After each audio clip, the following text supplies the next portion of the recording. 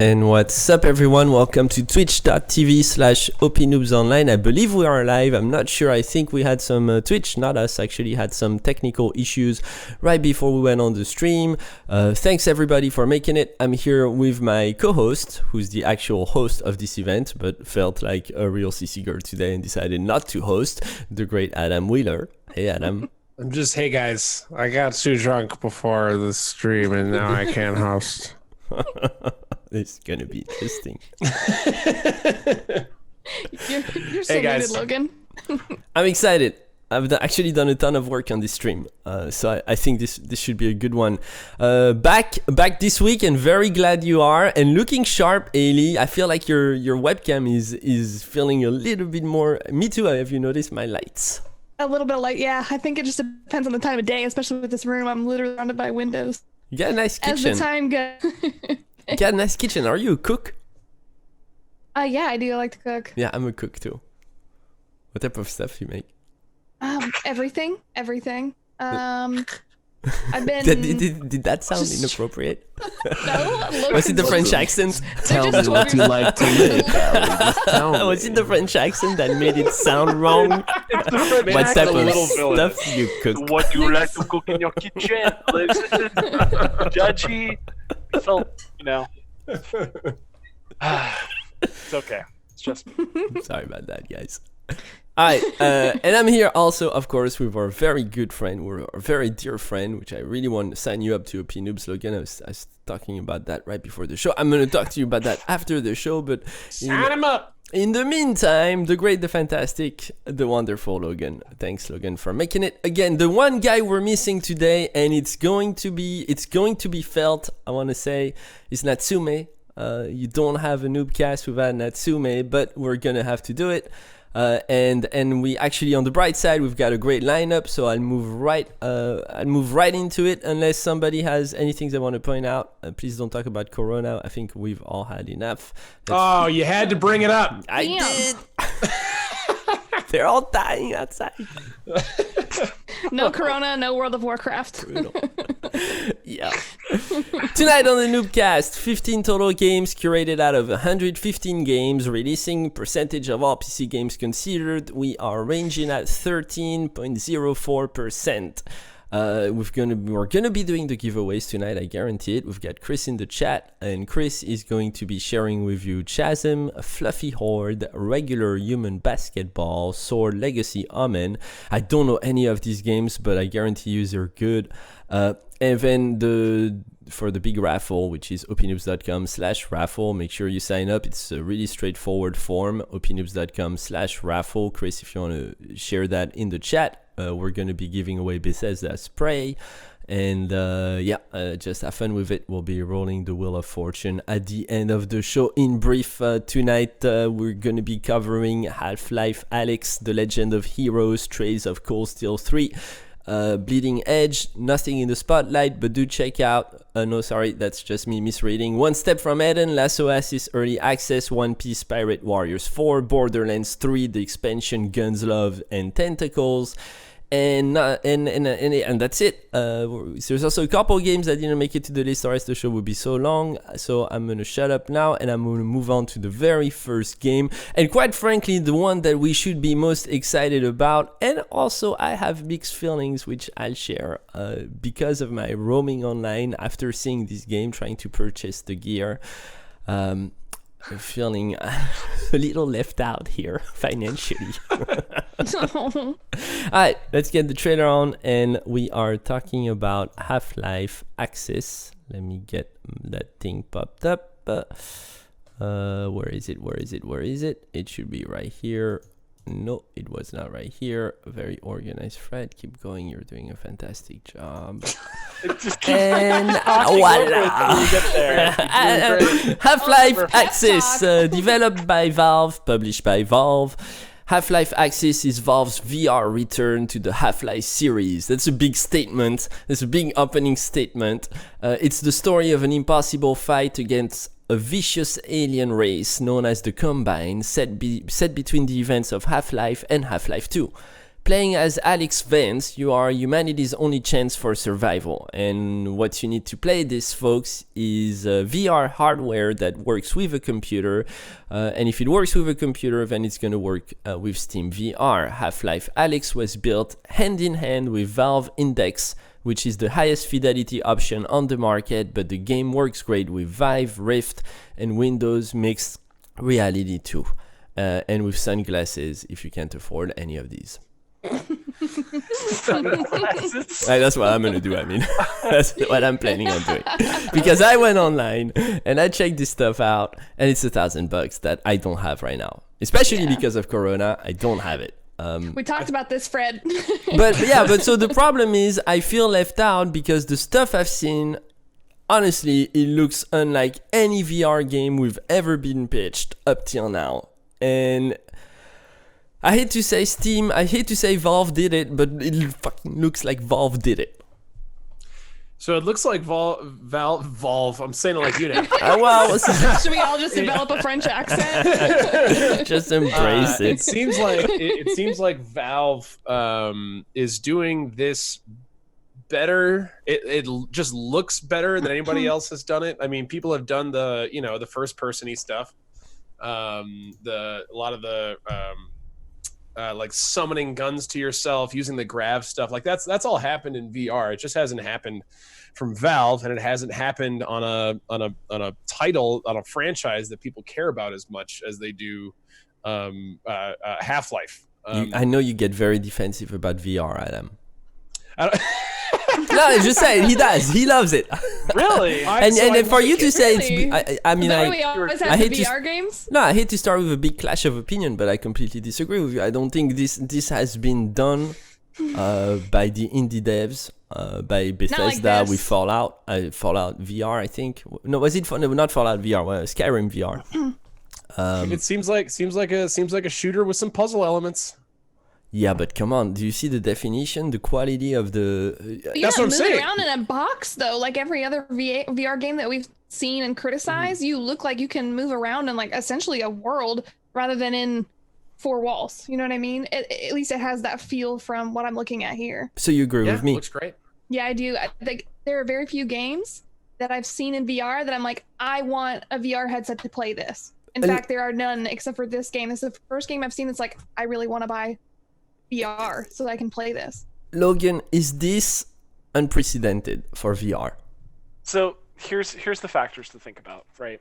Valve specifically went into a direction to support and make note, and Gabe is a fan of VR. You should start there. The owner of Valve loves VR.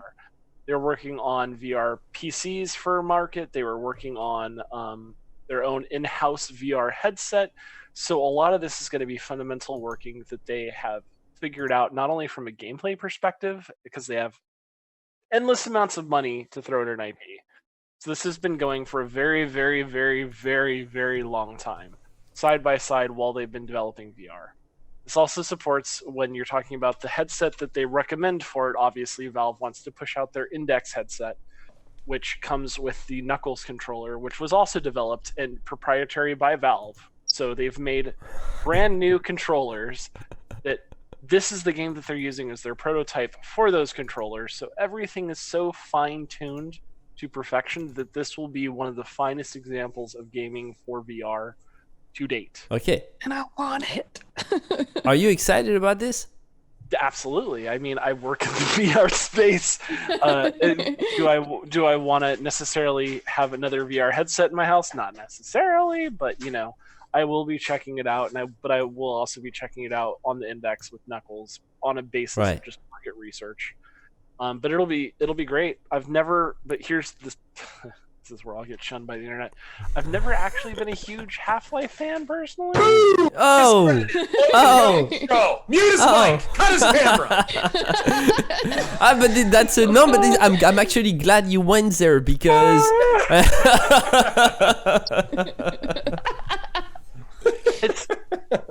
I've played, so in backing that up, I've played through the games. I'm just not as attached to the characters as other shooters, but I've been through it start to finish. But is Half-Life on my top 5 IPs for shooters? Maybe, but not in the top 3. So At least you didn't that's say personal you preference. didn't like The Witcher last stream. I don't know. I love The Witcher. So. I said it. That was 80. That was 80. That was 80's big blunder. I knew you were in trouble for that one, so. Oh yeah, she's You're still. gonna this- bail me out with that? No. This one. When I sent out the email this week to invite you guys, when I got to 80, I hesitated. I was like, do I want to invite her again? Rude. Key points. Do we want to bring her back? Hey, I can too read. Chat. Bringing it back to this one is ultimately the hand interactions are going to be some of the bigger things to bring immersion to VR. That's some of the stuff, obviously, from Oculus and Facebook, the group that I work with. We just released virtual hands that work with no controllers. This is reliant on very precision, FPS-worthy, real-time things, and you'll get better results from that with a controller currently. So this is years and years of Valve dumping money into making this feel good and right. So I know that it will be a great experience for anybody, especially if you first step into VR. The problem is this sets the barrier then for everybody else doing VR from this point moving forward. And no one else has Valve money really just dripping from the ceilings to like fall on every single video game possible. I'm sorry if you hear a cat meowing. I have a cat in heat No, right no, now. but there's just. I feel like there's just I'm so not much. sure if that's coming across the mic, but just like No, I can't hear that. Adam, Not at all. why do you think? Let's start from the scratch. Why do you think Half-Life is so darn great? Why is, and not just you, but why do you think the gaming community as a whole thinks I Half-Life? think it was, so I'm not. I can't say I'm a massive Half-Life fan. I finished the second one at some point, but I don't know. It left with this massive cliffhanger. It's a massive developer, a massive publisher in the PC space, and it's like everybody's. The joke always gets made that that Valve doesn't make games anymore. They make fucking hats. And so this is a game. This is a game that they have made, and so the excitement there is totally understandable. Right. We've been talking about this since OPN started. Yeah. So I mean, Logan, you talked about a barrier. Like the barrier to entry here is insane. Like I don't know if this pushes. This definitely doesn't push Half-Life to a different audience. This pushes Half-Life to. Do you think so? I think there's the hardcore gamer crowd, and a lot of those folks do love Half-Life. But even those, as someone that is probably falling into that category myself, like I will not play this game. It sucks. I don't have $1,000 sitting around. That's my problem. Yeah. Yeah. But that's why it pushes it, because you as a consumer, you'd pay $60 for it tomorrow with the drop without thinking. Like, Yeah. that's the problem. It pushes it to a completely different audience, which is a shame. And that's first technology adapt this, and that's kind of where we're at with accessibility right now for VR hardware, and that is the problem to make money in the space for most developers. We're trying to solve that problem for my company of the Quest is $299, I think, and that Right. makes it in the realm of console gamers, which then helps that barrier to entry tremendously. But I don't think this is not available on the Quest, so I know it's not the Quest with the D-Link. Now you're pushing up the price a little bit, but you could still find a way to play it for under $400, but it's still a $400 investment towards a single game. It's Man, 400, huh? There's a lot there. Just 400, yeah. It's kind of weird for me that they decided to release it in March. And I get that March it's a big month in gaming. It always is. But this seems like more of a Christmas thing to me, like in October, November. Where you're getting these this kind of stuff is like a gift. It's like a big thing Yeah, that you because get when yourself for cheaper to Yeah, buy but the. It will sell all the way through. This is for this entire year. I mean, it's yeah. 8 weeks right now to get an index if you were to try and order one today for shipping times, and that's also impacted with COVID. So when even can we if you expect a price wanted drop? to play it, you're waiting a while if you want the Valve experience. You think Yeah. we're gonna get a price drop this year? On index? Yeah. No. You may get a bundle at Christmas if they manage to make enough to have extra inventory. Oh, snap. Will include Half-Life Alyx. That's the best kicker you can possibly hope for, I would assume. And Index is a lot better than any of the other ones before. with concerns to Valve's products. Yes. It's always a moving forward as people make better lenses, better controllers, better everything. But you know what? The hardware game is always moving forward. That's the thing, though. I feel like I've never put a VR headset on top of my head. Like, I don't even know what that looks and feels like. I'll cut my own video. Hold on. Yeah. What are you talking about with VR? Like, come on. And I'm excited. No, but the thing is, I'm excited about it. But you couldn't sell me on spending that much money on something that I knew would constantly get outdated every year because the technology is so young, right? Sure, it was juvenile for different avenues going down that hardware point for a lot of people.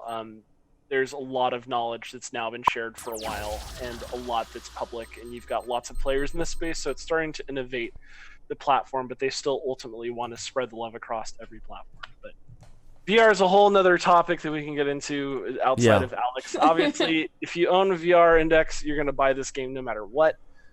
If you are a Half-Life, if I had the gear, I'd buy it. So they're gonna have 13 sales. It's like those 13 people are really gonna love Half-Life Alex. I guess that's really my problem. Is that 7,000 reviews that are overwhelmingly positive. So all on Alex or on the device? Yeah. Okay. On Alex specifically. Gotcha. Oh wow. I mean, that's like I was rounding down. Alright, let's move on. We've got the second game on the list is The Legend of Heroes Trails of Cold Steel 3. It's developed by Nihon Falcom. Let me pull out the trailer right now. Give me a second. Oh, I'm getting better at this. Developer Nihon Falcom, Engine Software BV, PH3 GmbH. Yes, these are studios. Published by NIS America, NIS America Inc., famous publisher from pulling a lot of stuff from, I think, from the Japanese market. And you've got a demo available on Steam, so be sure to check it out. The experience an epic story developed across 3 titles and crafted for new and old fans alike. Also includes an interactive introduction to catch up new players to the ongoing story, so anyone can dive right into the world of Trails of Cold Steel. It's a pretty, I want to use that word with quotes, famous franchise from JRPGs.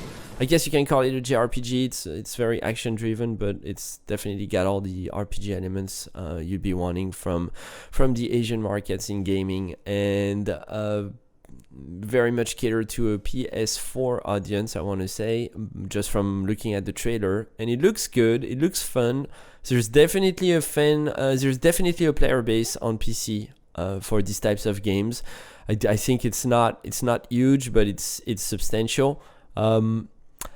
I've never these games don't attract me personally, but I think that's really personal taste. I'm not drawn by them at all. I don't even get what makes them fun and alluring to Western audience.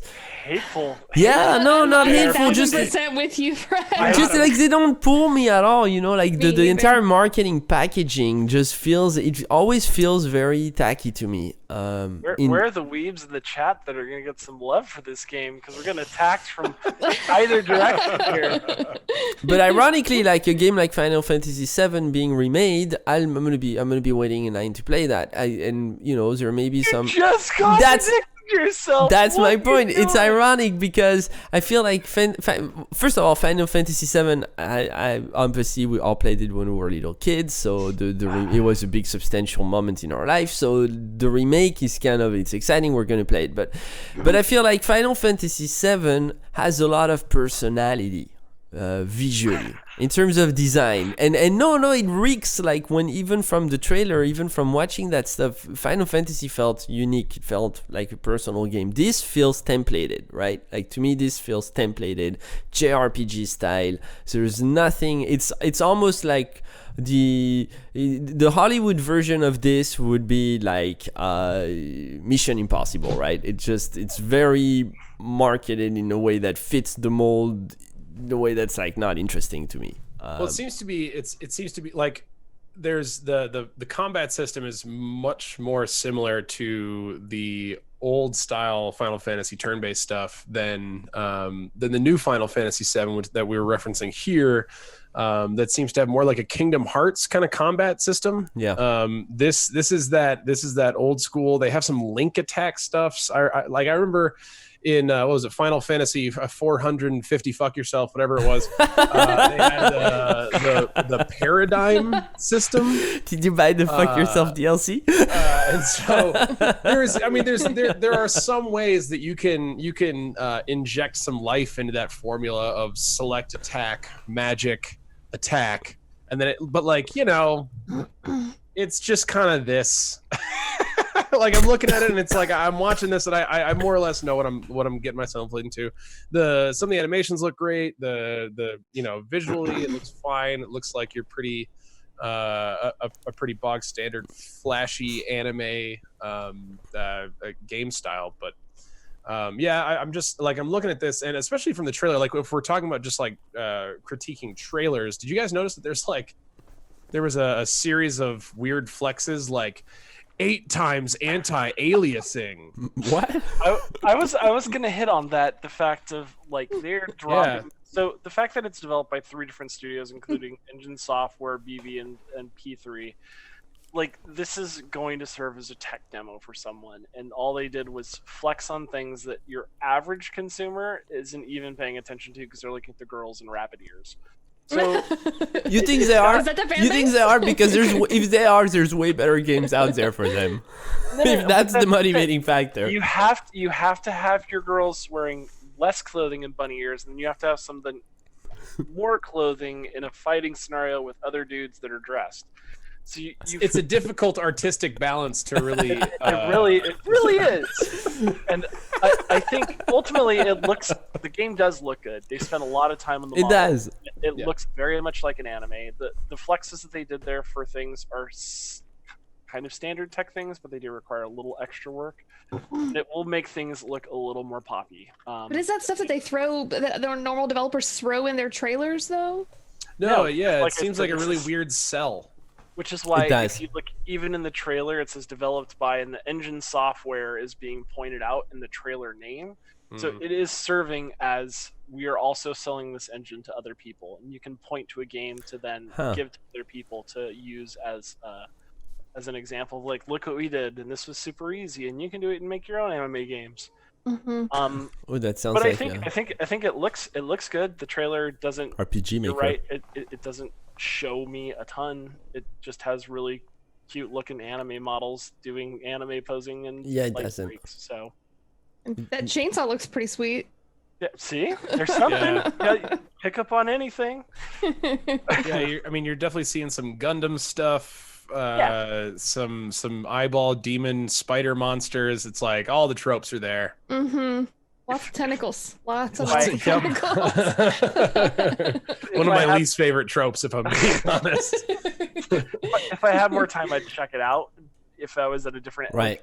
Chrono Trigger is my favorite game of all time, so therefore, at some point, JRPGs built a place in my heart, but I just don't have time to play. I mean, there was obviously a fan base here, right? Oh, You're stuck 100%. at Like, home. You have it's plenty crazy of that- time. It's crazy that as someone that's like involved with gaming on a level that isn't just necessarily I play lots of games, but like podcasts, the writing I do and stuff like that. It's crazy to me that a game that looks like it has a budget, like, and has a following. They've does, made Will. fucking 3 of them.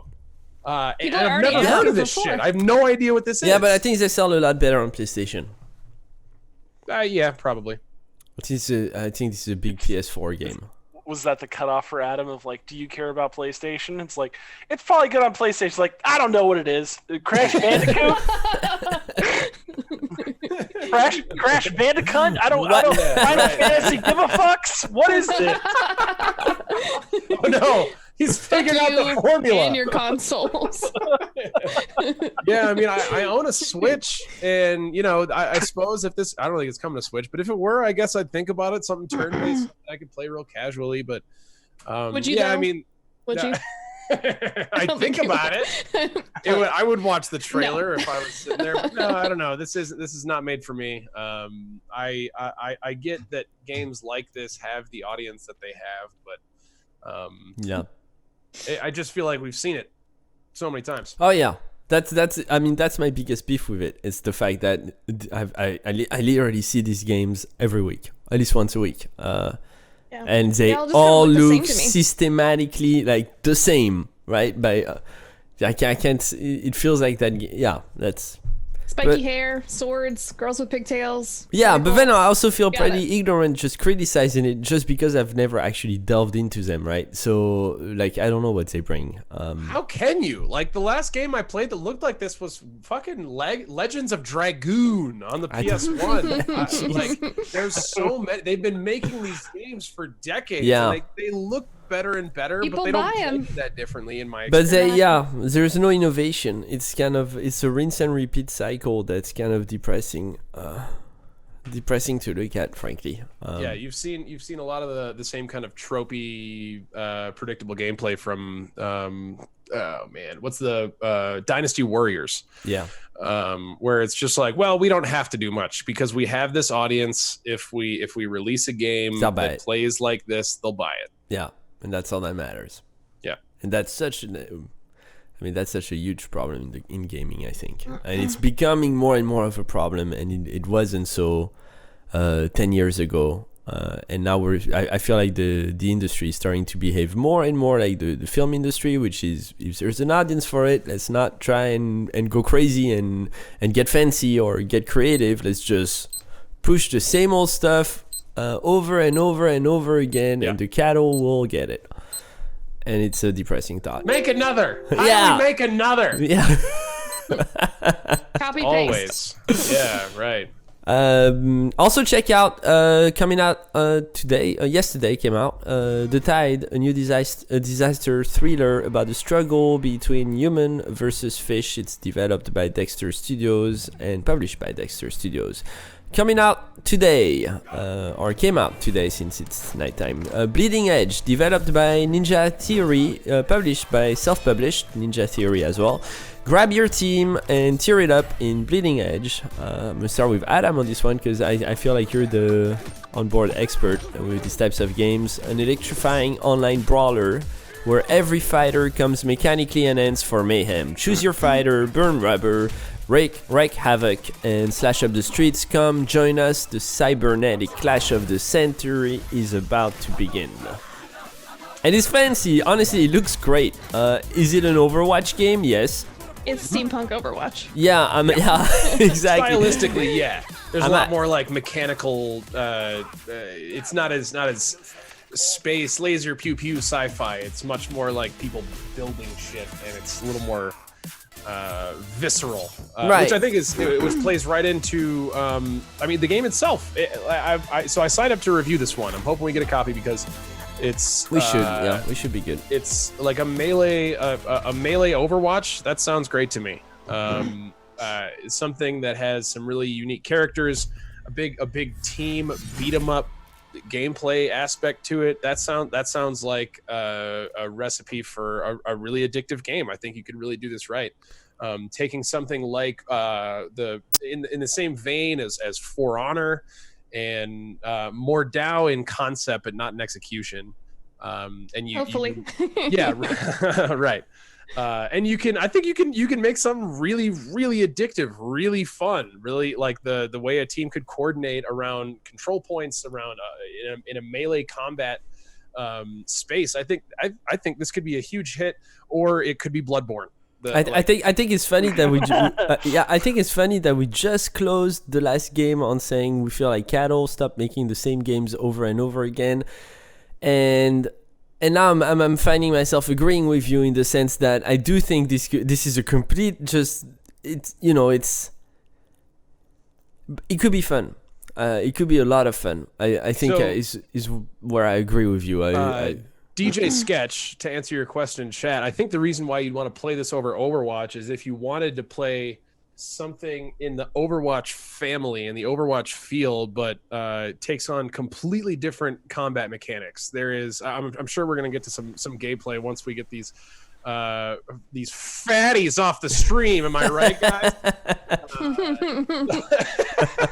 Rough. But no. I think the beat 'em up. Yeah, get out of here, Logan. The beat 'em up gameplay where you're just trying to coordinate in this big mess of people, but rather than people with like sniper rifles and other everybody's right on top of each other, and being able to coordinate in that chaotic environment could be really, really fun. That's my kind of bread and butter when I game. I like stuff that's fast-paced, in your face, very similar to Overwatch. It's one of my favorite games. I play that more hours a week than anything else. And this just kind of looks like something similar to it, but with different dynamic. And I just get sucked into stuff like that personally. My personal concern for just looking at the gameplay is they really spent a lot of money on the trailer and the entire just marketing side of the game, but then when you actually delve into gameplay footage, it doesn't feel... And if you're going to make an Overwatch clone with some new elements and mechanics to spice it up, it still has to look like Overwatch. It still has to look and feel like Overwatch from a quality standpoint in terms of production value, right? Like, it has to be top notch. Otherwise, don't make an Overwatch clone. And I feel like when I watch this gameplay, it's not even close.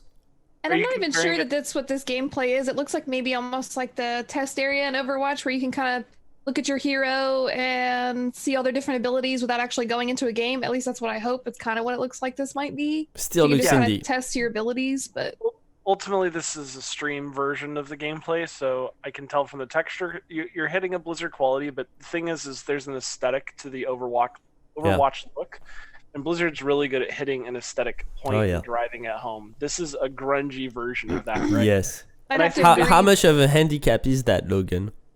It just depends on the audience. Ultimately, some people are going to be fatigued from Fortnite. They're going to be fatigued from Overwatch and could be looking for something new. And considering Ninja Theory has been awarded for Hellblade and a couple other things in their dev history, they've got a good mind for what they want. They want to have an entry that's competitive in that space. I think the true test of time of this game is who they get to play it, and if they try to jump into esports right away, if they've built the game in such a way to be competitive at that level and help foster a community that then can help carry them the rest of the way. Everything else is kind of moot on that point, but Ninja Theory has $1 or $2 to their name, so we'll see how it goes. But self-funded games cost money. Yeah. These are competent developers with a budget. With what seems like a pretty decent idea at its core. So, I mean, it comes down to execution and, unfortunately, marketing. That's sad. It's going to be a large marketing effort. That's sad that you actually say that. It's going to be, as an independent developer, like, it's going to test them, and the partners that they have built around that will test to see where this game goes. Fred, for the remainder of the discussion, could you jump ahead in whatever video we're watching? Because we got a guy just fucking about in what looks like a spawn area. I want to watch. It really does look like a practice range. Yeah, but I can't jump ahead because that's all I've got. Fred. It's better than just the trailer. Let me jump ahead. Are you still doing the fire thing? And there we go. We're back to the wallpaper. Nope, we've got nothing. Yeah, I want to see some folks punching each other. But you're not gonna see that. Yeah. As much fun as practice ranges are, I just can't get an idea of how they play based on just this one little. It looks like a crab inside of a. I've seen. Actually, that character looks great. It's like a battle aquarium. What is he? Think of it like future Krang, but a fish, probably. Shark inside of a. Oh, it was like a dolphin, maybe. Oh yeah, no, it's a dolphin. You're right. Yeah. It's a dolphin in an aquarium. But Overwatch has a hero almost identical in a hamster and a ball that talks through a. But he's not rolling around. He's shooting, just crab leg. And yeah. The problem is ultimately every character you see has already been developed to some extent between Dota, Overwatch, like the laundry list of other games. So, the matter of mechanics have existed already. It's a matter of like how you present it to the audience at this point. So that's way different than a ball and a hamster. What size of a studio and what type of a budget do you think we're looking at? I think Ninja Theory is over 100 folks. Over 100 folks? Yeah.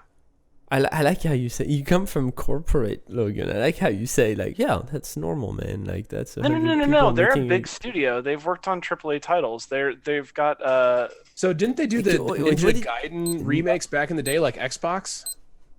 different Ninja Theory. Really? Okay. Yeah, no. It's different. It's There's not several. Ninja Theory. It's I know on the tip of my tongue. Sorry, all the years of gaming. But they're the Hellblade devs. So Sure. they've got large exclusives, won Okay. a ton of awards, and it's sold a ton. They've done Devil May Cry, I think, re-releases and other work along the way. That makes a lot of sense, actually. Heavenly Sword.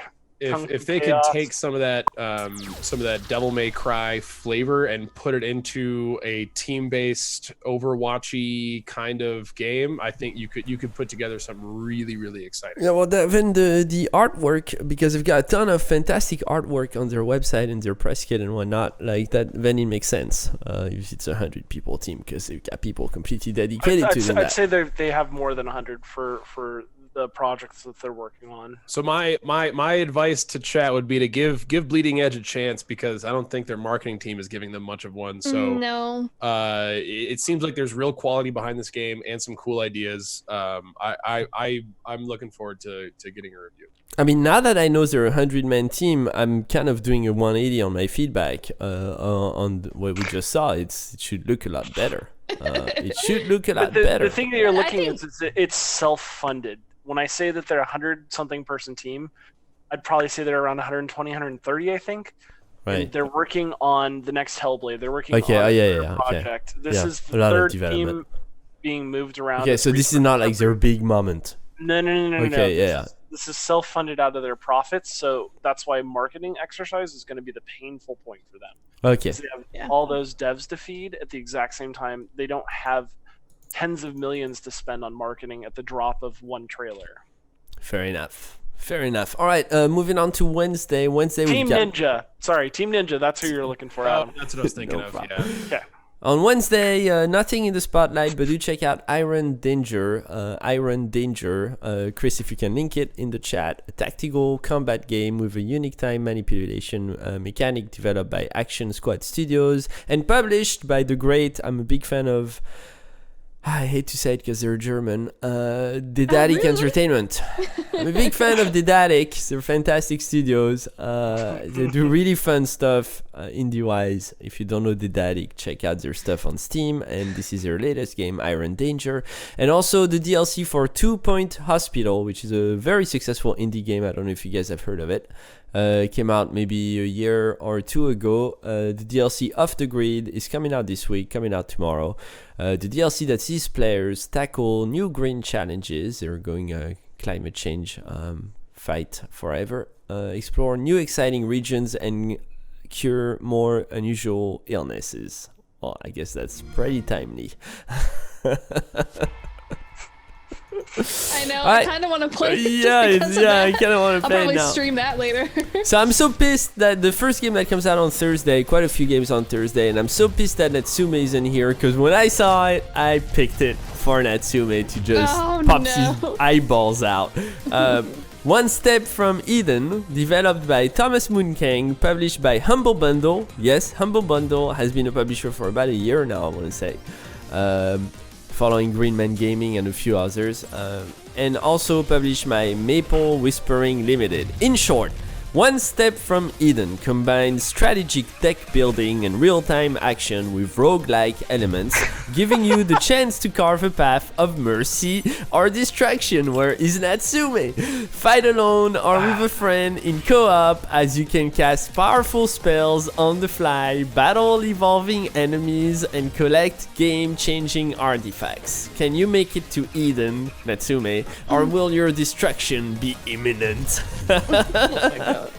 We need someone to do an impression of him complaining about this game. I wish I could foster enough rage. Because it really feels like they fucking were handed your first game form out of college, checked off some fucking boxes of what they wanted to make, submitted it to Humble Bundle, and it like ended up on some sort of fucking $1.99 special. You think it's that Somehow easy? It's released. No, Fuck I don't think yes. so. I don't think so. What are you talking about? Because Humble Bundle is being very selective. Humble Bundle just started doing this, right? Like they just started publishing games, and they like a year ago, and they've been very selective about it because they've published like I want to tell you a dozen, and I'm being generous. So they're picking what they're publishing. This is they back this up emotionally. Is what I'm saying. They have emotionally. What do you think this costs? What do you think they gave them? They might just be publishing Right, on but the it's- platform, and that could be enough. But that's the brand, right? Like it's basically gonna make or break Humble Bundle as a publisher. The first 20 games are, right? And No, the first kids that they give like 20K checks to and like allow them to be tossed into bundles. What a cash cow that Humble Bundle is. They know exactly. They have the perfect analytics of telling you exactly how much a game will sell on their platform and what bundles will make. Do you think this is awful, nothing but Logan? data. Do you think this looks awful? Because I don't think so. I think this is a 2D retro pixel. At least I don't know if the game itself is done well, but the entire packaging is done well. I think the game looks like a mess.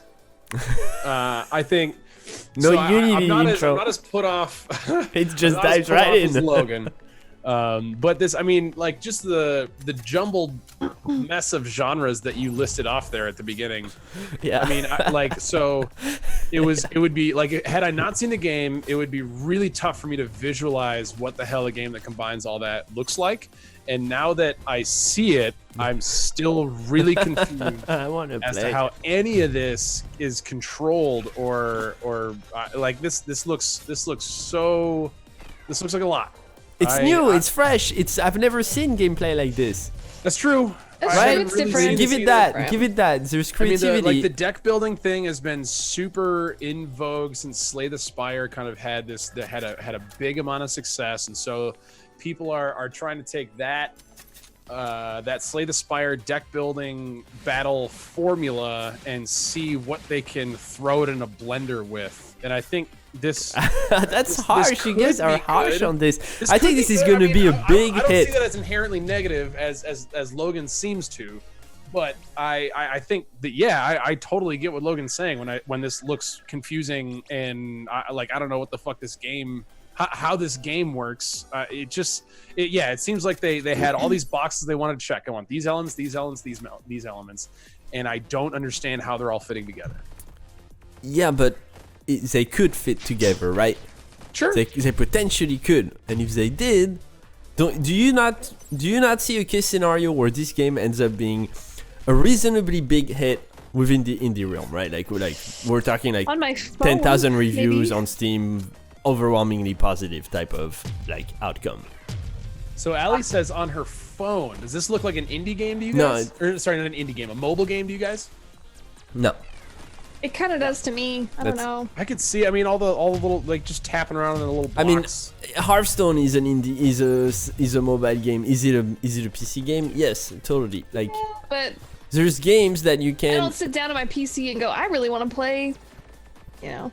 It's too frantic and it looks too precise from watching the gameplay to really be mobile level of like that sort of movement you're not doing on your phone while attacking. Yeah. It's Yeah. just it's too much tapping, too much control for mobile. yeah. Yeah. I see the like Binding of Isaac crew Yes, like yes, things, exactly. things that people can get really hyped about with roguelikes that just aren't my cup of tea at all. But Adam, you play Binding of Isaac. Yeah, huge. I'm a huge fan of Binding of Isaac and Dead Cells and a lot of these other roguelikes. I would love to play Slay the Spire at some point. I've missed out on a bunch of We have on it. a bunch of sales. Yeah. But I would love to.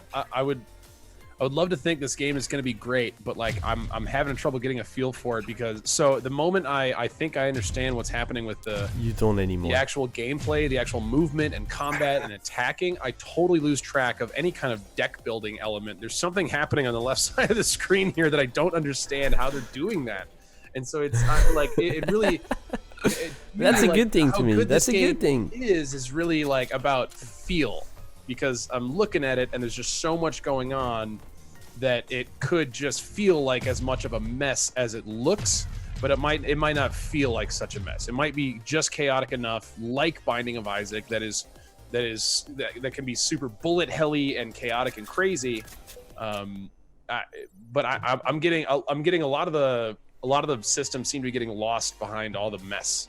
It's funny to me that you guys are having this reaction, because when I was looking at this trailer and thinking of how it would fit on the Noobcast, at the time I didn't know Natsume wasn't going to be there, and I thought to myself, well, this is exactly the type of game where Natsume is just going to pound it, and Logan and Adam would cheer it forward. And I'm not getting that from you. On his behalf, I was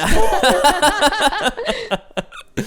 Ultimately, once again, it's just not a genre that I don't play roguelikes. I don't like things that reset based off of a death. I'll play games that it's their hardest difficulty. I'll play things that like punish me the entire way. I would be Dark Souls on the hardest difficulty moving forward, but I love persistentness. I love the fact of it's going to be consistent for me moving forward, because then I have a one shot and it's done. I'm not rinsing and repeating, expecting insanity every time of a different reaction. So sure. All right, let's move on to, I mean, I think we've exhausted the conversation here. Ali, do you have any last words? Hey, fart, poop, sex. Yeah.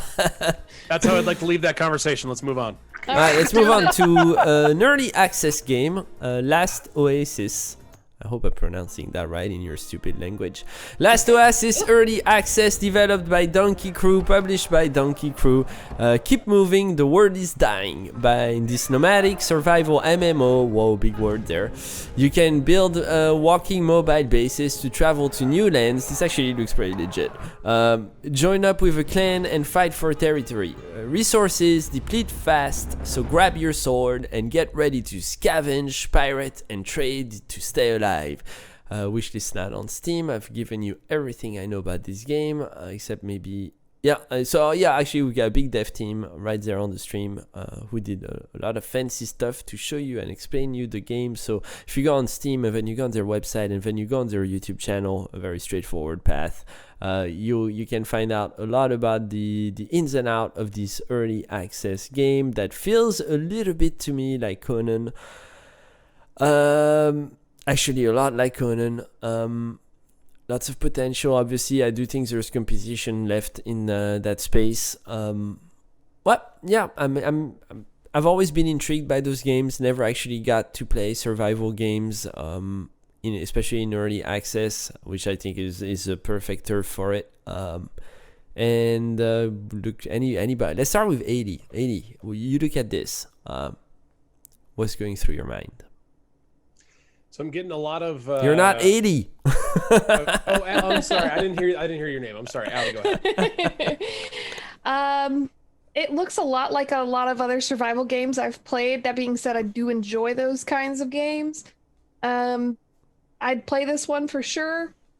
It looks pretty well put together for an early access. So far, it looks better put together than a lot of the early access games I've played recently. I don't know. What do you guys think? So I played Ark in the early days. Yeah. Yes. And so the base building and stuff looks a lot like that. I'm also seeing a little bit of. Do you guys play any Black Desert? Online? Desert Online. Yeah. So I see that stylistically. I see a lot of that, and then being able to build big walking creatures like this, it seems pretty fucking cool. It looks pretty fucking cool. Yeah, like there's a lot of cool things happening here. A little 2010 though, visually. I did so, and I'm kind of noticing this in all the trailers I've seen. They it's a lot of quick cuts around the combat. There's a lot of they don't seem to want you to see you battle monsters and people and stuff. They just want you to look at big cool spider machine thing. But also, I'm kind of into big cool spider machine. Oh, totally. That is a redeeming quality. But I have serious concerns about what it's like when I'm, farming and whatever, and I gotta kill 100 beetles. Is it gonna be wonky and annoying to do that?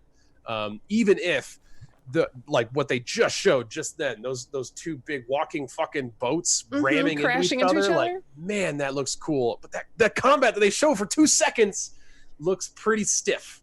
I really do wish they would show it completely, but maybe, you know, it wasn't quite pretty enough to show, but if that's a main part of the game, I want to see it. Yeah. Logan? So, having worked on a early access survival game, Savage Lands, I see very small dev studio, which is all it takes for a game of this scope. It doesn't take a lot. The problem. Does it? Because I kind of want to challenge you on this already. No, it doesn't. That's a small dev studio. They're showing their space. Yeah, but how does a survival game? Survival games to me are big enterprises unless they're done in a very confined environment, right? Like I'm talking about the game environment. This is an environment that's a hey desert, and desert means lots of land, lots of space, lots of maps, lots of open space with nothing on it besides pre-populated plants, which is not a good thing. No. So the key problems that I see with this game, fundamentally, it's Mortal Engines. It seems like almost like the video game made by Donkey Crew. Good, interesting name. Not great. The problem, it's not great. It's not It's great not at all. great. Taken. I do like the guy who does the YouTube videos. Which, you know, they've got a shtick and they're going to run with it. They've got a big Grand Canyon-esque thing. You've got some resources. You build up a thing. But this is why it's ultimately very dead feeling in the water to me, is these big ships probably require a handful of people to play. So in some of the scenes that they're showing like 4 or 5 or 6 different people like on a ship. You're not going to have tons of people roaming around on ships like just shipping it up in the middle of their little hexagon thing that they're showing right now. Doesn't it make you sad, Logan? Because I feel like there just was so much potential. Like there's such a creative team Cool behind something idea. like this, but it's completely underfunded. Yeah, it will be underfunded, and unfortunately with an early access title like this, if underfunded means undermarketed means lack of player population means the servers Yes, are open or dead, into- and thus you have another piece of art that's just gonna not get the updates it needs. The dev studio won't get just not evolve. Yeah, it won't evolve if and after it ships, if it ships at all. Although sometimes you may be overly pessimistic, because sometimes early access really comes to support as a format, right? Like as something that gamers who invest early on in studios can really. It's like Kickstarter. I think this could be an early access that actually fires off with a bang, and we see a game that evolves in early access for the next 5 years and actually gets good. And once again, like throwing a noodle on the wall, like launching a game nowadays, especially in early access, it may stick, it may not. Yeah. I think It's a it gamble. has less going for it to stick than it does going for it. Well, yeah. So just don't throw noodles on the wall to check if they're done. Just put it in your fucking mouth. Just taste it. Fuck. Taste the noodle and see if it's done. Stop throwing your food on the wall. Jeez. God! Angry. 16 years of shipping digital titles, and that's what I've been doing wrong the whole time. Thank you, Adam. Fucking noodles on the wall like an idiot. Change up my lifestyle all over again. And do you guys think that it's a good call to make a game in an environment and just with a graphic style that looks like a lot of the stuff we've seen in the last couple of years, from Conan to Mad Max? Yeah, Mad Max. That's what is on the tip of my tongue. I guess now that I look at it, I mean, I'm seeing more. It's like it looks more like a third-person Rust more than it does anything. And Rust, to me. yeah. Of course, Rust doesn't have the big mobile machines here, which is pretty. I do really got like those. dicks. That's the one thing that I'm super interested in. Rust I know. has dicks. I've seen them. Oh, I totally forgot about the Rust sticks. That was worth the purchase. Oh man. Are we seriously gonna move on with one step from Eden? I think we've exhausted it. Anything else? You mean Last Oasis? Yes, Last Oasis. Yes. Sorry about that. I think we're good on Last Oasis. I think it lacks some polish, but there is a big cool idea here that could develop into something. Yes. Right. Moving on to the to last game, we're looking at One Piece Pirate Warriors 4, developed by Koei Tecmo. Really friendly to press, by the way, just on in the parentheses. Koei Tecmo just sends their games to press without us even requesting them. Really friendly to press, really like that style. And published by Bandai Namco Entertainment. In short, One Piece Pirate Warriors 4 is the latest evolution of Pirate Warriors action. Based on the concept of experiencing a real One Piece battlefield, buildings will come crashing down during the action, and attacks will throw up smoke and dust, placing you in the thick of the One Piece world. Big franchise. Gotta have absolutely nothing to say about this. I'm gonna pass the microphone as soon as I can throw this away from my hands. It seems like a game made entirely for folks that are into this franchise. I don't know how many it's a franchise. I'm just not. But I know that One Piece has a following. I know that there's an audience. But as someone on the outside, I saw these trailers. I looked through a few of them, and I don't even know exactly what's happening. And I don't know what gameplay looks like necessarily going to the Steam page. Looks like a beat 'em up, maybe a Devil May Cry style. Maybe I kind of got that vibe. But yeah, there's. Are we looking at a game for a younger audience in your mind? Is that the case for One Piece? I don't know what the audience for One Piece is. Is it? Yeah, that Ni no Kuni feel to me. One Piece came out late 90s, so I'd say no. I'm saying 20s through 30s. Oh wow, because I was thinking more of a Ni no Kuni audience, right? It doesn't look that cutesy to me. It looks it doesn't. A little more serious than that. I'm with DJ Sketch in chat. There's 4 of these. Yeah. I know. DJ. It's good to have DJ in the chat. There's so much content just in everything. It's like you could start watching movies on Netflix right now, and you would die of coronavirus long before you scratch the surface of how many fucking movies there would be. We said not to talk about it, Adam. It was relevant. You're drunk again. Jesus. I told you I was too drunk to host, and I haven't stopped drinking. So yes! And I ain't getting any more sober. Fuck. So we're seeing big action over the top scenes now in the gameplay. It looks like it could be a combination of even the Dynasty Warrior 99 Nights, where there's just people around for fodder for these weird, super huge god anime style battles that feel fun. It's for the audience, right? None of us are One Piece fans. None of us follow the anime, the show, the manga, the combinations of things that have spiraled. Look at all these happy models. Yeah. It's awesome. It's fucking just awesome. look hot and lean. I hate it. I Look think it's hot and awful. lean. People from a variety of backgrounds. Asian guy, white girl, Oh yeah, black it's terrible. guy. It's covered. The promotional stuff dirty guy. just hurts. It just hurts. The sweater with the collared shirt. Life is gonna be great. Yeah, that's the audience. They're showing us who the audience is right there. Homeboy's cosplaying it's as Bill Gates everybody. right now. Yeah, we're a multicultural group having a 4 online multiplayer co-op time of our Covered lives. as many races as they could. It's terrible. Threw a girl in there. Shit.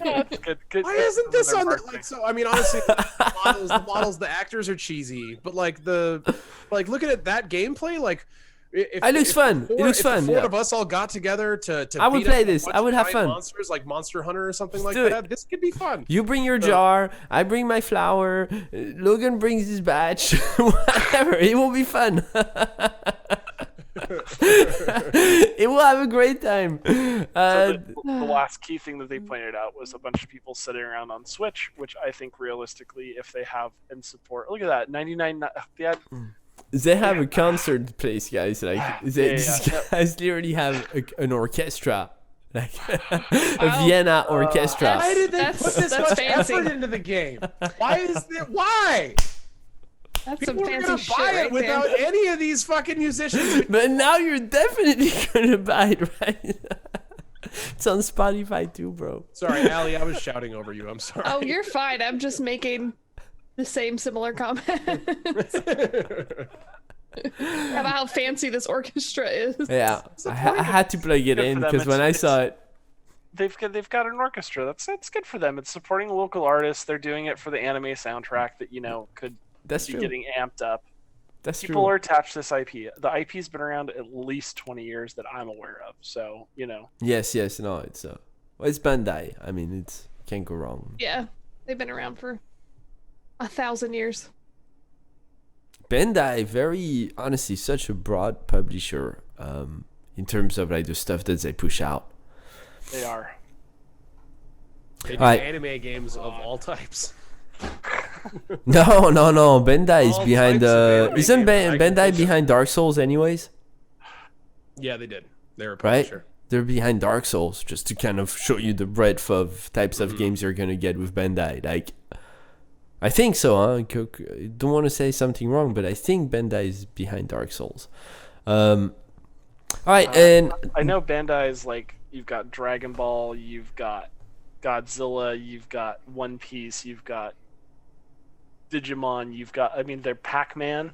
yeah, Bandai. yeah, They're still yeah. making Digimon games? Bro. Tamagotchi was just licensed for the recent Modern Warfare, where you can look on Modern Warfare and you have a watch with an You're actual fucking with me. Tamagotchi, and that money goes straight to Bandai. So Oh my god. Isn't Nino Kuni 2 by Bandai? I don't know. I know a lot of little things, dude. I don't know everything. Yeah. How humble of you. And the last game makes me think I have a big problem this week, because if I want to follow my policy of, play a new game every week, I have to spend $1,000, because the last game that we're covering this week is DLC for Borderlands 3. And I have a few things to say about Borderlands: guns, love, and tentacles developed. You waited for that, didn't you? Did you guys hear that part? You guys hear that part? Oh, where yeah. Fred said tentacle porn?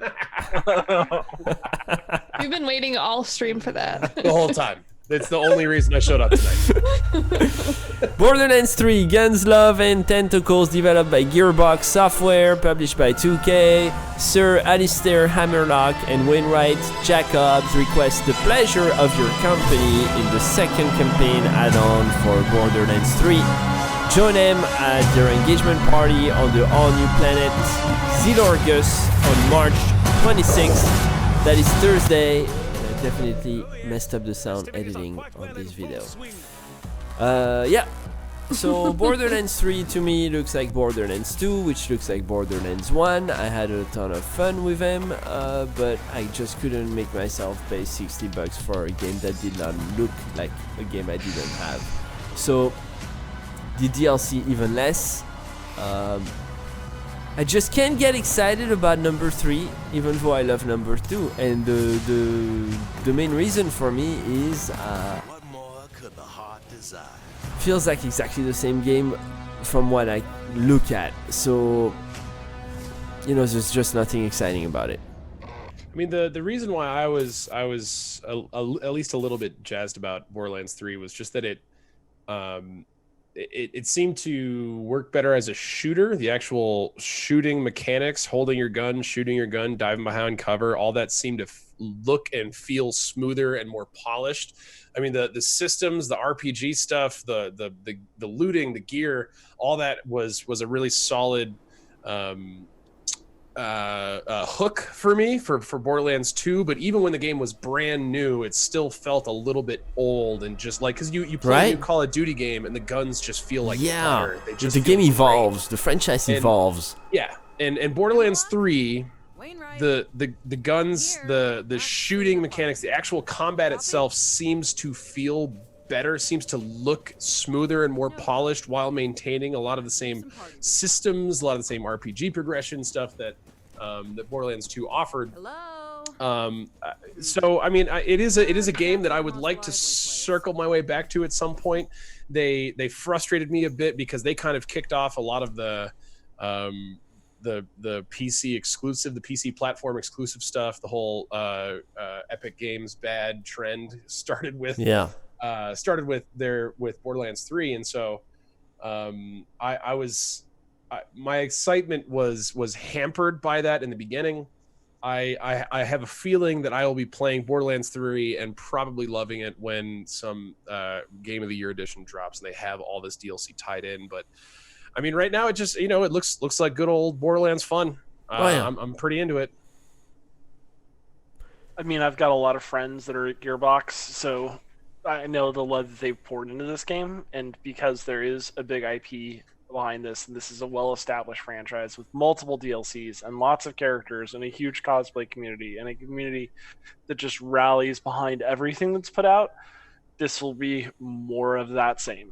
There's people that consistently, day in, day out, their job in their world is Borderlands, and I'm stoked that they just continue to work on that. And that's, if you love a franchise and you see DLC like this come out, it's got to be exciting for them. But you don't think they should move it forward some? They did a lot when they added all the new heroes or champions, whatever you want to call them, to the game. They changed up a lot of the mechanics, like I think Adam mentioned. Some of the guns are quirky and hilarious. The whole game is quirky. They've always and hilarious. been. I mean, that's. But yeah, exactly. That's been the core, the same. But if you like that, you'll like this. I really loved Borderlands 1 and 2, so I bought it on Epic Games, like the most expensive version of it. I was a huge fan. I played a couple hours of this game, man. I haven't picked it back up. So you've let it go. I've already let it go. I paid so much money for it. I want to try to pick it back up again and see if I can't get back into it. But honestly, coming from a huge fan who waited for what felt like centuries for this game to come out. My point. You proved my point. Is that I feel like we all feel this is a great game, like the franchise itself. Like nobody's criticizing Borderlands for what it's done to gaming. And if you hadn't played Borderlands 1 or 2, this is a game that you would enjoy probably if you. But isn't that a sad fate to number 3? I mean, Logan, I know you're saying no, it's fine. Like this is such a defined game, and I think you have an argument. It's such a defined game, and it stands alone in what it does and what it is. Or art style and its fans, man, they love it. Yeah, that's the thing. Anytime there's fan interaction, Gearbox is there. But I feel like this, Borderlands, when it started, when it went big, it became this just mainstream experience that now is more of a niche experience because the game hasn't evolved to give enough freshness to the series for people to come back. And it's only catering to people who loved it so much they just can't get enough of it. And in a way, I think, that if that's what it is, that's fine. Keep the making. Fan base is big. They are going to make money when they make these. There's no doubt in that. But it's big because probably a lot of us bought the game. But I would guarantee you that what we're saying right now, like 80 loved number 2 and stopped playing number 3 after a couple hours. I guarantee you that story is very much omnipresent in the gaming community. I've seen people do the same thing for Call of Duties. I've seen the same people do the same thing for Halo. People have their favorites for various reasons, and sometimes that never changes. Some people can't see what they'd ever stop playing Call of Duty Modern Warfare or Call of Duty 4 Modern Warfare versus the new one at all. So there definitely is favorites. There's things that people resonate more with, and it could be that first one and they don't see improvements enough past that would warrant them playing. But for the fan base, based off of story, characters, like that quirky joke element, that's what they're looking for. They're looking for the story element of this. All the gunplay and things that have been enhanced could seem like subtle amounts to you, but it's milestones of dev effort, and it's beautiful. Everything's beautiful. Everything works really well. I don't know what it was.Maybe it was because I was playing so much Borderlands 2 leading up to it that it just felt like had a little extremely, maybe it's just like an extremely polished version of that even. Sure. And then once I saw all the kind of funny, quirky stuff, and once I'd seen it, I'd just kind of seen it. And maybe I've just, I've had time to age out of it a little bit, maybe. I'm not sure, but why I didn't get back up. But Logan, do you think Gearbox, Gearbox employees and just the team, like the leadership as a whole, kind of brings the concern a guy like me has on this franchise into their conversations. Like, is this something that the studio is saying we need to think outside the box a little bit? That we have to hit. Like, they don't want to think outside the 30-year-olds box. Like what? Well, ultimately, when you say think outside the box, I guess that's where I'd say I need you to kind of give a bit more context, because it is more than the previous, and it's more than the previous is previous. Like, there's iteration and positive tech moving forward, but ultimately they are a very clear genre, right? Lots of guns. It's a shooter Diablo with comedy, and they could make an MMO. They could make a survival game. They could make, they could think outside the box. But didn't Gearbox make a hero survival game that was like hordes against stuff? Am I wrong?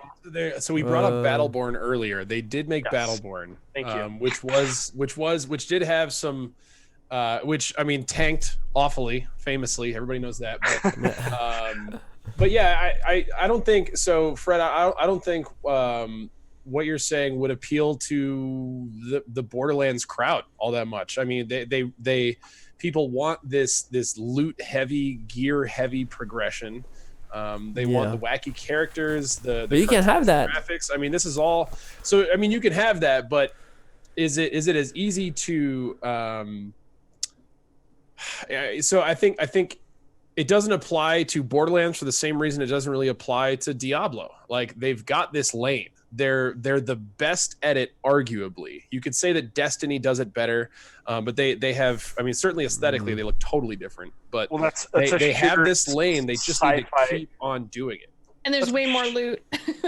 Yeah, it's a shooter sci-fi MMO, right, for Destiny, and the Halo blood pouring through Destiny a bit.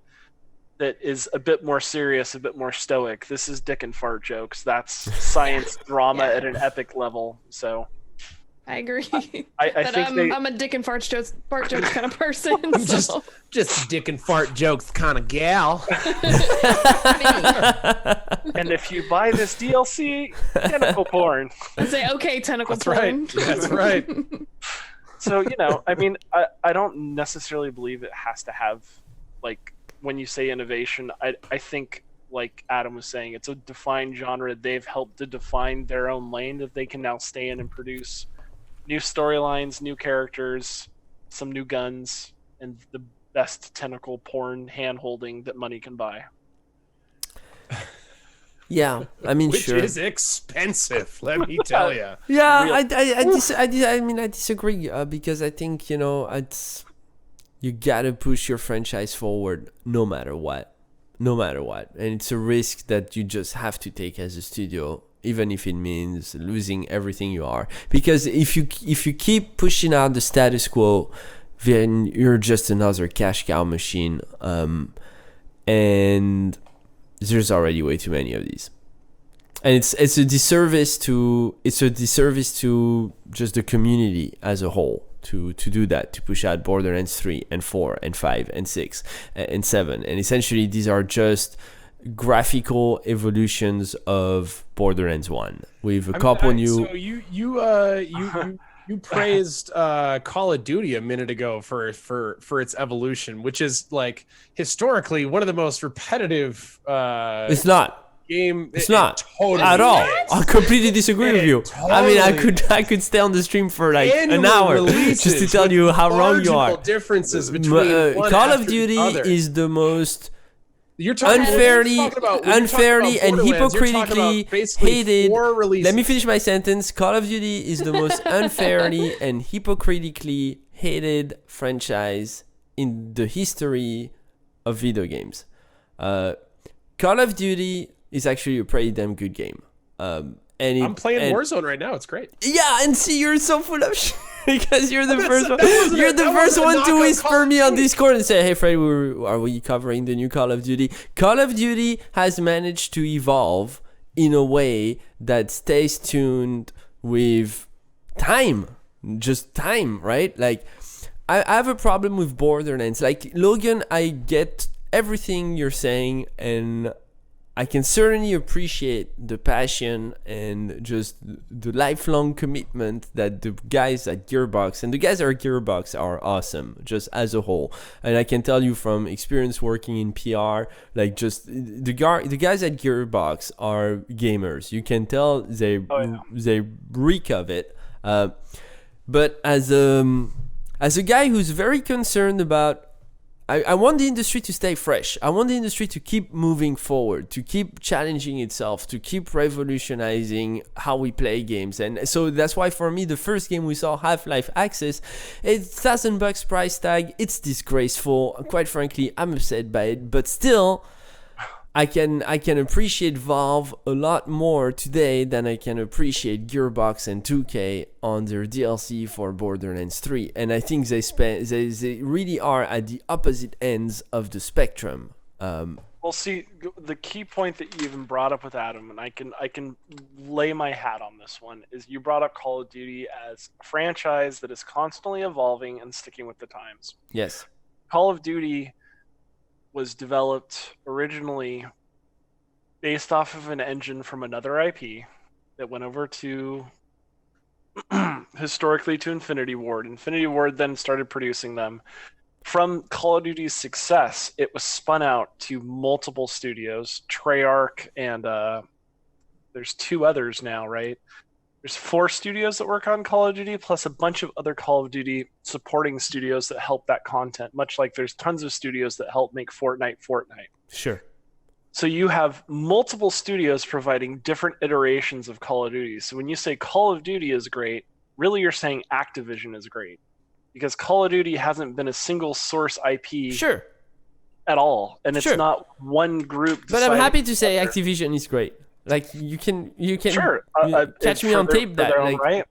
like Catch me on tape saying it. it's fine. They've done a lot of things with a lot of money to make a lot of very successful IPs, and that I am thankful for. But ultimately, Activision is not cancer.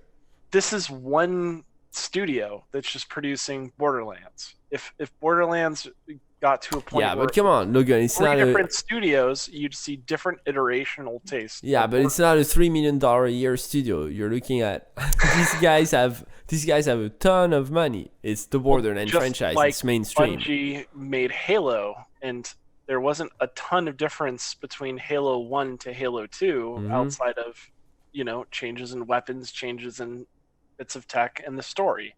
So Right. This is Borderlands. And that's it. That's the end of the story. It's Borderlands.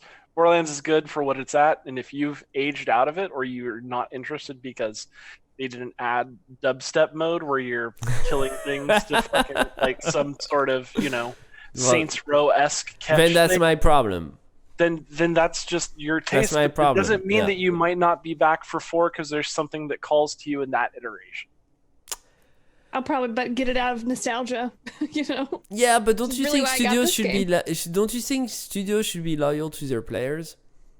They for are. sure. Which is No, exactly you're what not they're because doing. players They're age, doing players survival age, game on players Borderlands. Players age, players want new stuff. Players are not just these kind of static beings that are just there eating popcorn, waiting for the next exact That's- carbon copy of I the kinda same am right now, Borderlands. though. Like, Exactly what they are. man, And that is someone sad. that's That been is for sad. 12 When years, Corona you would is a think you would good know that. thing. Like, no, we are people who evolve, who move, who want to progress. A I studio get what needs this to be. is. You're suffering from COVID inside house brain. No, And just you want fucking Viva la Resistance, dude. You're Just- going all French on me. no, What's going no. on? Too much wine. No, Ali said it well. Ali said it well when she said like This if is you've one never. person's opinion. But you know? but you were right when you said like if you haven't played Borderlands 2, check this one out. You'll have fun. That's sure, you'll love I it. You'll completely have a agree great with you. But time. that's I have played Borderlands 2, and I want to continue my Borderlands experience. Except I don't because I've already played this. It just looks a little better. Then you win, Brad. Yeah, I want an argument on the internet. I won't sell you a copy of Borderlands 3. I got it. They already got my money. No matter how I feel about it, they got my money. I guess I'm a little stubborn about it, and I let it go. But just I love this series, and I wish I was tempted a bit more to buy it. Maybe you'll love the next one more. I hope so. All right. Maybe skip around. And moving on to Friday, we've got nothing in the spotlight, but do check out one for kids, Giganotosaurus the game. Play together with friends and family to help Rocky, Tiny, Mazu, and Bill save the day before dino dashing to the next zone, developed by Wild Sphere and published by Outright Games. And then 2 more games, Biped, a co-op action adventure game with a strong focus on moment-to-moment collaboration between 2 players, developed by Next Studios and published by Next Studios, as well as Bilibili and Meta Publishing. And the last early access game for the week, by the way, you can check out all these games on opnoobs.com. On the website, you'll find, I think, the first or second article, PC Gaming This Week. Guardian Quest Early Access, a roguelike that combines elements of deck building, tactical combat, and strategic decision making, developed and published by Mixed Realms, and also developed by Swagsoft Holdings Pte Ltd. And that does it for the week, folks. Thanks for tuning in. Had a fun time. Looking forward to getting Natsume back on the show next Tuesday, 8:30 p.m. Eastern Time. Check us out on opnoobs.com for a bunch. Yes? You didn't pass out the gifts. I didn't pass out the gift, but Chris Natsume, not Chris Natsume, but Chris OPNoobs is supposed to be passing out in the chat. So if that's not happening, stay in the chat and I'll make sure it does. In the chat, yeah. Okay, alright, yeah, it's supposed to be happening, so we should be doing the giveaways. Spin the wheel. Thanks. I don't have Welcome. I reformatted my computer. I don't have it installed. The truth comes out. Stop exposing me. This is awesome. Alright guys, thanks for tuning in. We'll see you next Tuesday. Thanks everyone for coming on the show. It was the Noobcast. See you guys next Tuesday at 8:30 p.m. Eastern Time, and we'll see you next time. So bye bye. Thanks, guys. Bye.